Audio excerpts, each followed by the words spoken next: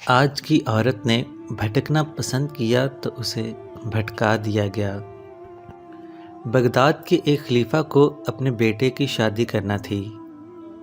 انہوں نے پورے شہر میں اعلان کروا دیا کہ جس گھر میں جوان لڑکی ہے اور قرآن کی حافظہ ہے وہ اپنے گھر کی کھڑکی میں رات کو ایک شمع روشن کر دے۔ اس رات پورے شہر کی کھڑکیوں میں شمعیں روشن تھیں۔ ان کے لیے فیصلہ کرنا مشکل ہو گیا۔ اگلے دن اعلان کروایا کہ جس گھر میں موجود لڑکی حافظ قرآن ہونے کے ساتھ ساتھ موطا امام مالک کی بھی حافظہ ہے، وہ رات کو اپنے گھر کی کھڑکی میں ایک شمع روشن کرے۔ اور اس رات بھی آدھے سے زیادہ شہر کی کھڑکیوں پر شمعیں روشن تھیں۔ کتنا حسین منظر ہوگا نا، ہر گھر میں کھڑکی پہ روشن شمع صرف روشنی کی نوید نہیں سنا رہی تھیں بلکہ بتا رہی تھیں کہ اسلام کا مستقبل بھی بہت روشن ہے۔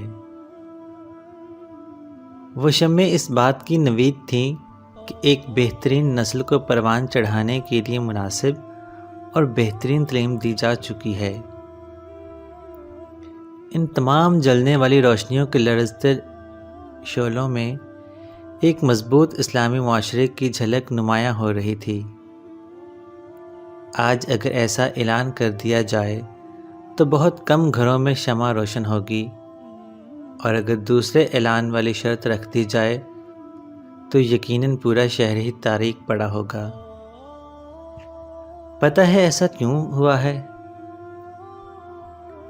کیونکہ آج ہمیں فضول اور بے بنیاد تعلیم کے چکروں میں پھنسا دیا گیا ہے۔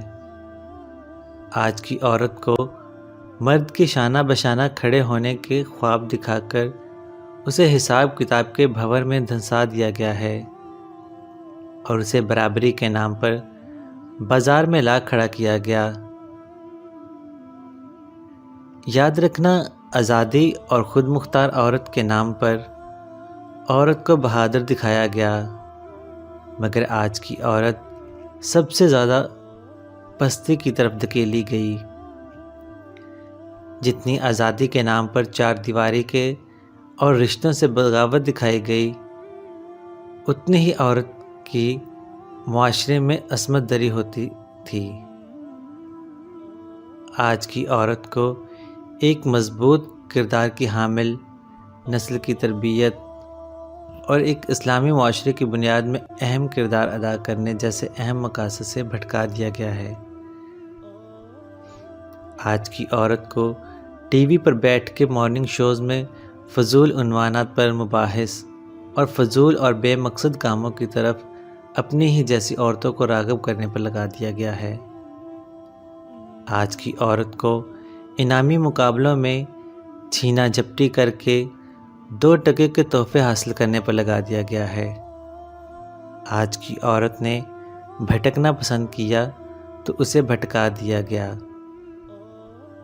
اللہ ہم سب کو ہدایت دے، آمین ثم آمین۔